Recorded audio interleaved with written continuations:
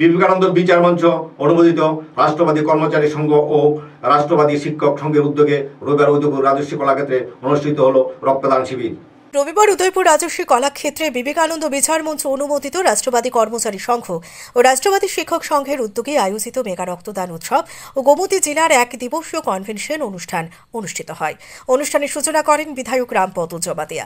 এছাড়া উপস্থিত ছিলেন রাজ্য মজদুর মনিটরিং সেলের সভাপতি বিপ্লব কর, রাজ্য মজদুর মনিটরিং সেলের ও আশা ফেসিলিটির সম্পাদিকা সেবিকা চৌধুরী, বিবেকানন্দ বিচার মঞ্চের রাজ্য কমিটির সদস্য দীপেন ভৌমিক, রাজ্য মনিটরিং সেলের সদস্য বিপ্লব দাস সহ আরও অনেকে।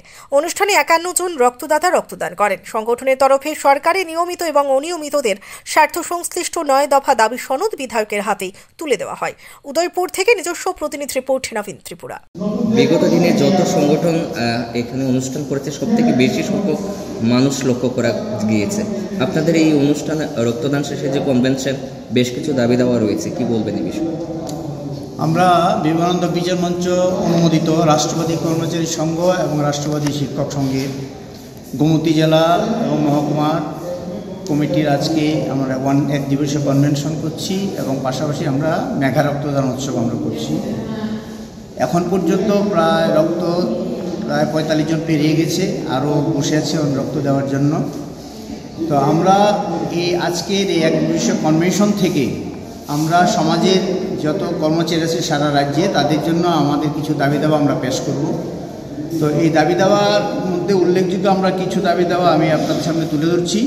যেমন 1 নম্বরে আছে আমাদের বিভিন্ন দপ্তরে নিয়োগকৃত ডিআরডব্লিউ, ক্যাজুয়াল লেবার এবং পার্মানেন্ট লেবার কর্মচারীদের চাকরির মেয়াদ 10 বছর পূর্ণ হলে তাদেরকে নিয়মিত করতে হবে। সর্বশিক্ষা শিক্ষকদের ত্রিপুরার মাননীয় হাইকোর্টের ডিভিশন বেঞ্চের রায় অনুযায়ী নিয়মিত করতে হবে। সমস্ত টেট, এসটিজিটি এবং এসটিপিজিটি শিক্ষকদের চাকরির প্রথম দিন থেকে নিয়মিত স্কিল প্রদান করতে হবে। সমস্ত দপ্তরের কর্মচারীদের সপ্তম বেতন কমিশনের ন্যায় সমস্ত অ্যালাউন্স প্রদান করতে হবে। অঙ্গনওয়াড়ি কর্মী ও হেল্পারদের সুপ্রিম কোর্টের রায় অনুযায়ী গ্র্যাচুইটি প্রদান এবং বেতন বৃদ্ধি করতে হবে। আশা কর্মীদের স্থায়ী বেতন ভাতা সহ অন্যান্য সুযোগ সুবিধা প্রদান করতে হবে। দপ্তরের অনুমতিক্রমে যে সকল শিক্ষক উচ্চ শিক্ষা গ্রহণ করেছে তাদেরকে উচ্চ স্কিল প্রদান করতে হবে। সমস্ত বকেয়া ডিএ ও ডিআর অবিলম্বে নগদে প্রদান করতে হবে।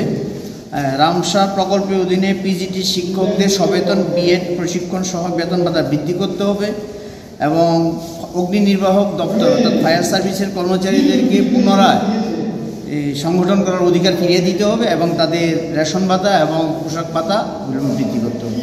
এটা আমাদের দাবি।